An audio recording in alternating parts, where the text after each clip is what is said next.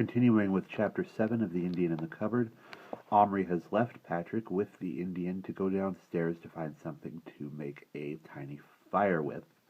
He has just run into his mother in the kitchen. Let's see what happens. Omri hesitated, then went to the refrigerator. "Don't eat now, Omri. It's nearly supper time."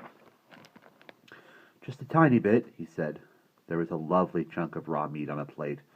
Omri sniffed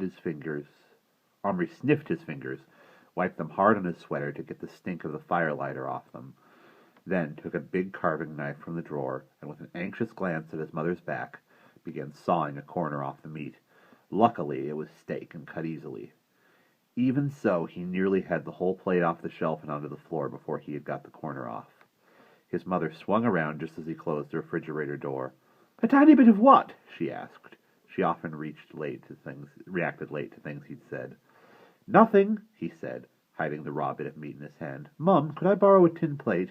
"I haven't got such a thing." "Yes, you have. The one you bought Adele to go camping. That's in Adele's room somewhere. I haven't got it. A tiny bit of what?" Omri was already on his way upstairs. Adele was in his room. He would be doing his homework. "What do you want?" he asked the second Omri crept in. "That plate, you know, your camping one." "Oh, that," said Adele, going back to his French. "Well, can I have it?"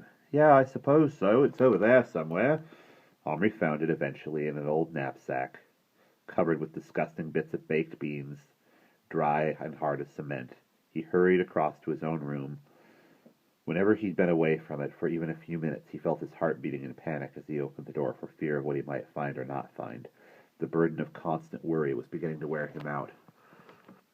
But all was as he had left it this time. Patrick was crouching near the seed tray. Little Bear was directing him to take the tops off several of the jars of poster paint, while he himself fashioned something almost too small to see.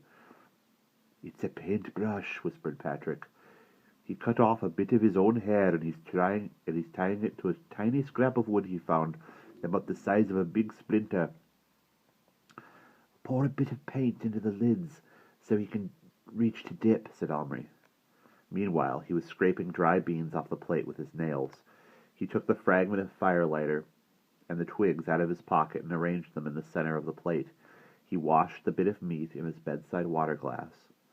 He had a wonderful idea for a spit to cook it on from a flat box in which his first director set had been neatly laid out, but which was now in chaos. He took a rod, ready bent it into a handle shape, and pushed this through the meat. Then, from small bits of the set, he quickly made a sort of stand for it to rest on, with legs each side of the fire so that the meat hung over the middle of it. "Let's light it now," said Patrick, who was getting very excited again. "Little Bear, come and see your fire," said Omri. Little Bear looked up from his paints, and then ran down the ramp, across the carpet, and vaulted onto the edge of the plate. Omri struck a match and lit the firelighter, which flared up at once with a bluish flame, engulfing the twigs and the meat at once.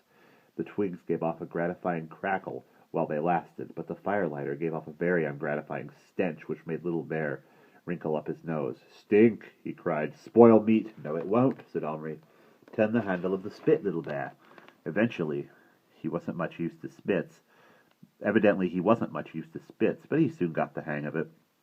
The chunk of steak turned and turned in the flame, and soon lost its raw red look and began to go gray and then brown.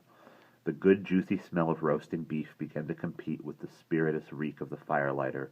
"Mmm," said Little Bear appreciatively, turning till the sweat ran off his face. "Meat!" He had thrown off his chief's cloak, and his chest shone red. Patrick couldn't take his eyes off him. "Please, Omri," he whispered, "couldn't I have one? Couldn't I choose just one, a soldier or anything I liked, and make him come to life in your cupboard?" And that is the end of Chapter 7.